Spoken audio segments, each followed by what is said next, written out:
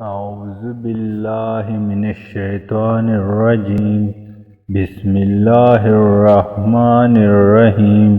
معزز سامعین السلام علیکم۔ آج کا ہمارا موضوع خاص ہے رزق کی بندش۔ جس گھر میں رات کو سونے سے پہلے یہ ایک سورت پڑھی جاتی ہے وہاں رزق کے فرشتے بوریاں بھر بھر کر رزق کی لاتے ہیں۔ یقین نہیں آتا تو آپ اس عمل کو کر کے دیکھ لیں، بہت زیادہ فضائل و برکات والا ہے۔ اس صورت کی برکت سے گھر سے رزق کی بندش و کمی ختم ہو جاتی ہے، ہر قسم کا مالی مسئلہ حل ہو جاتا ہے۔ اس لیے روز یہ صورت اس طرح پڑھ لیں۔